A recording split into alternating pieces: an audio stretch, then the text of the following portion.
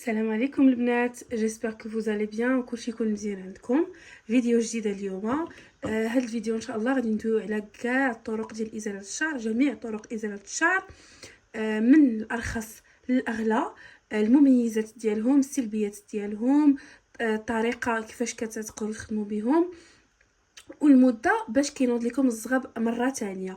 انا جربت هادشي كامل اللي كيبان لكم، وقيلا كاع الطرق فريمون جربتهم، واليوم ان شاء الله غادي نبارطاجي معكم لا فيديو ديالي عليهم كاملين. بقاو معايا في الفيديو. قبل ما نبدا لا فيديو غادي نستغل الفرصه باش نقول لكم ميرسي بوكو على التشجيعات ديالكم، على لي جيم، لي بارطاج، لي كومونتير ولي زابونمون ديالكم. انا يلاه ماشي بزاف بس بديت كنلوح هكذا، رجعت ثاني اليوتيوب، وديجا بزاف ديال البنيتات اللي اشتركوا معايا في لاشين. ميرسي بوكو. واللي كتشوف هاد لا فيديو مازال ما دارتش ابوني، دير لي ابوني جيم وتخلي لي كومونتير، كومسا تشجعوني ندير لكم فيديو اخرين زوينين ومفيدين حتى هما باش كاع البنات يستافدوا. حنا اليوم 350 بنت، والهدف ديالي هو 1000 ابوني. يلا ديروا ابوني باش نوصلوا ل 1000 ان شاء الله في هذا الشهر هذا ولا شهر 8 ان شاء الله.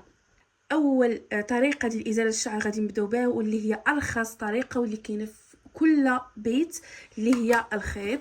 الخيط استعملته لمده سنوات. اللوجه، اول حاجه الخيط كيصلح اللوجه، حيت في المناطق الاخرى راه ما يمكن لكمش تستعملوه، ماشي بخاتيك نهائيا، ولكن اللوجه راه بخاتيك بزاف.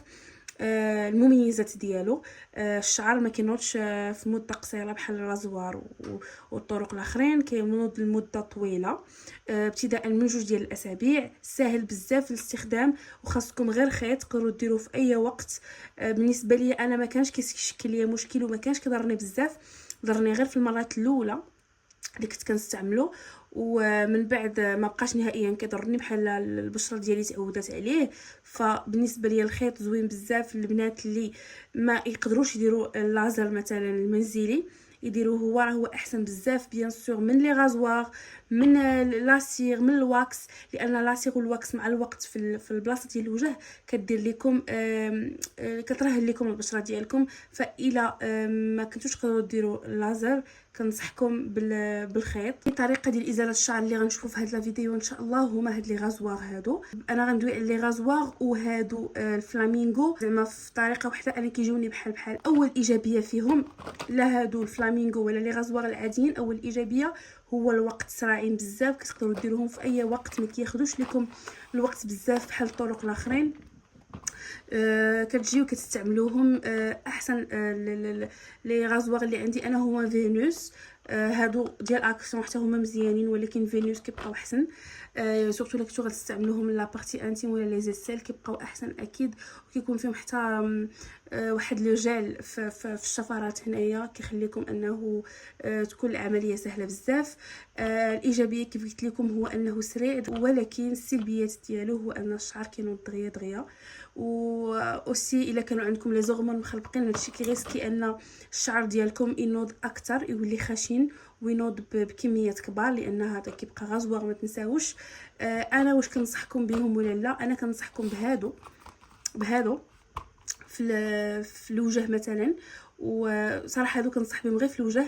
الا كنتو سورتو غادي ديروا من وراهم اللازر، الا كنتو غديروا اللازر سواء في العياده ولا اللازر المنزلي كنصحكم بهادو تستعملوهم. زوينين افيكاس، بويسك اللازر سورتو كتحتاجوا ديروا قبل منه الغازوار وماشي لاسيغ ولا شي طريقه اخرى. الا كانت الشعر عندكم خفيف وما كينوض لكمش ولي زغمون عندكم قادين تقدروا تقادوا بهم وجهكم سون بروبليم. ولكن الا كانت عندكم لي زغمون مخلقين وانتم ديجا عندكم الشعر غليظ وكثير بزاف فما كنصحكمش بهم نهائيا. بالنسبه لهادو هادو فينوس اولا هاد لا مارك حتى هي مزيانه، غير حاولوا انكم ديروا سكراب قبل منها وديروها ومن وراها ترطيب ضروري، لا في لابارتي انتيم ولا في لي زيسيل. وان شاء الله غندير لكم دي فيديو مخصصين على لابارتي انتيم ولا زيسيل، طريقه ديال ازاله الشعر والعنايه بها.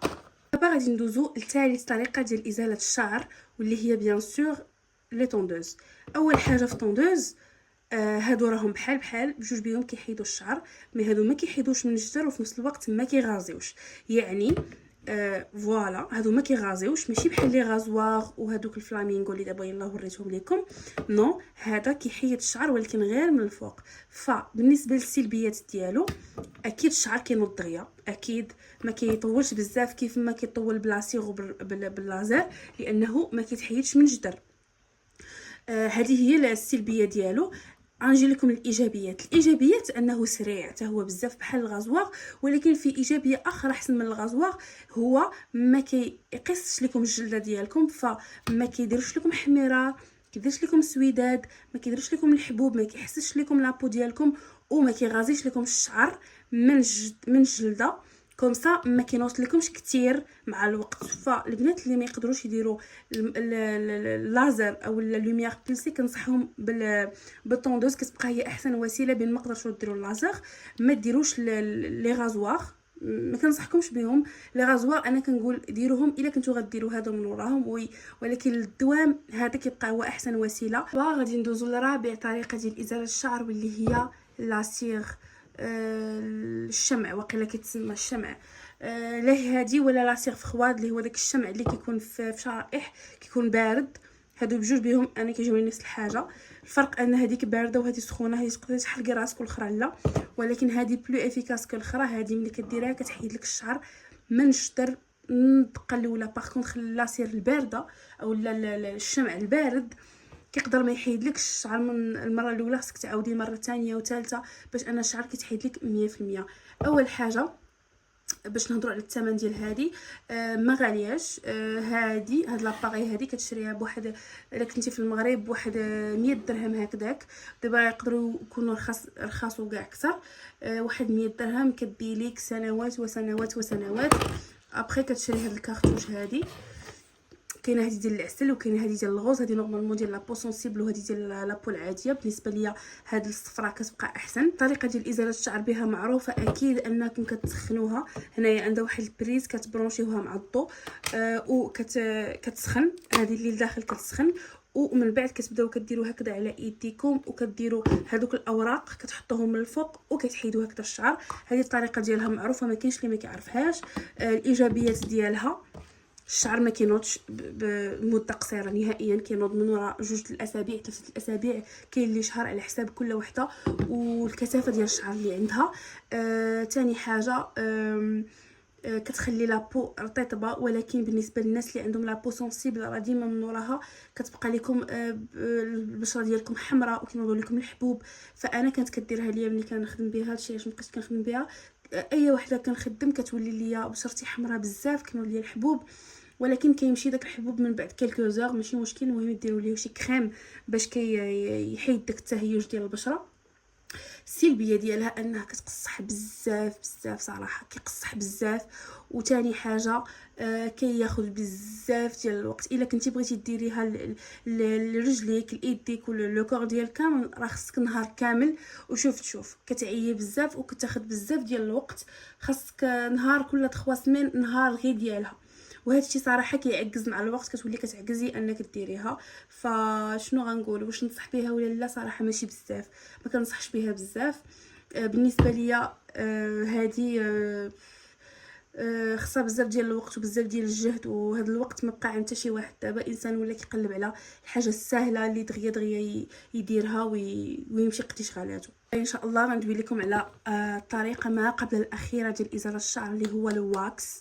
الواكس اول حاجه غندوي على الثمن. الثمن ديالو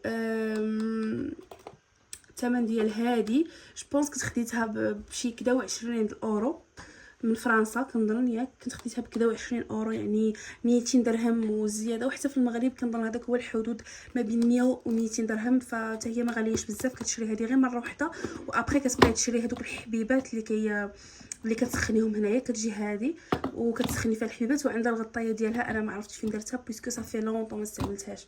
هذه راه فريمون شي عامين ما استعملتهاش، حيت مابقيتش كنستعملها الطريقه. الايجابيات ديالها بحال لاسيغ. اول حاجه الشعر كياخذ الوقت بزاف باش ما كينوضلكش.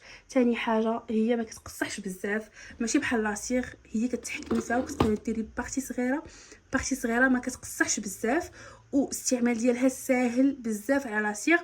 كتذوب لك هنا، وكتستعملي هذوك العويدات بحال ديال البولو، كتحطي على لابارتي وكتهزي. ما كاين لا كارطوش، ما كاينش دوك الوراق، ما كتستعمليهم حتى شي حاجه. الاستعمال ديالها كيجي ساهل واسرع، وكتبقى النتيجه ديالها طويله وما كتقصحش بزاف. السلبيات ما كنظنش كاينه شي سلبيه من غير ان كل مره خصك تبقاي تشري هذوك الحبيبات، فهي شويه مكلفه بارابور لهاد الطرق اللي درت لكم دابا. هذه شويه مكلفه بويسكو هذه كدير لكم بزاف ديال الوقت. باغ كونطخ الحبيبات ماشي بزاف دغيا كيساليو، فهي واحد شويه مكلفه بارابور للطرق الاخرين، ولكن كتجيني بلوز افيكاس، ما كتضرش الشعر، كيبقى مده طويله ما كينوضش، وما كتاخذش بزاف ديال الوقت. اخيرا وليس اخرا، هي اخر حاجه، اخر طريقه ديال ازاله الشعر، واللي هي لاباري ديال لوميير بوسي ديال فيليبس.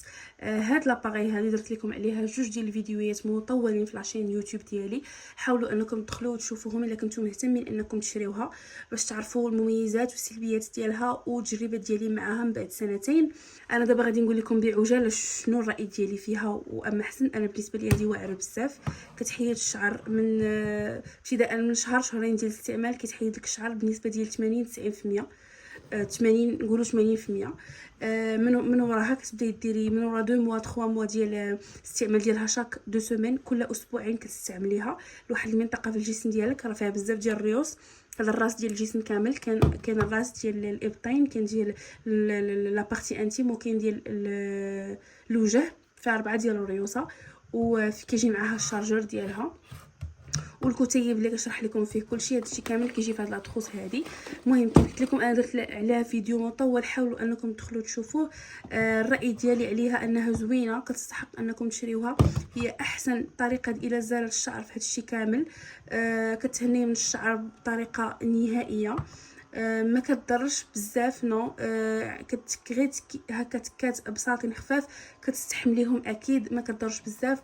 الوقت سي فغي، السلبيه ديالها هو انك تحتاج الوقت، كل مره خصك تجلسي وديري لابليكاسيون ديالك وتعرفي كل حصه امتى عندك، وتكوني تكوني مضبوطه. يعني ما حاولي انك ما تضيعيش الجلسات، كل جلسه ديريها في الوقت ديالها، كتبقى هي احسن وسيله بالنسبه للثمن ديالها. كان 5000 درهم، حتى في المغرب هذا هو الثمن ديالها، تقدر تكون دابا نقصات في الثمن. فوالا، هذا هو الفيديو ديالنا ديال اليوم، كان على طرق ديال ازاله الشعر. باذن الله ان شاء الله غندير لكم فيديو اخر مفصل، الا بغيتو قولوها لي في لي كومونتير على كل طريقه نجربها معكم، طريقه ديال الاستعمال، ونتفصل لكم فيها اكثر واكثر، وكيفاش انكم تحيدوه بالطريقه الصحيحه باش ما يكونش عندكم باش ما تحرقوش راسكم، باش ما يكونش عندكم افي اكسي ديال ازاله الشعر. هذا ما كان. الى وصلتوا هنايا خليو لي ابوني، خليو لي كومونتير فيه الراي ديالكم، ولا كان عندكم شي سؤال خليوه لي في لي كومونتير، وخليو لي جيم، ونتلاقاو ان شاء الله في الفيديو الجاي. باي باي.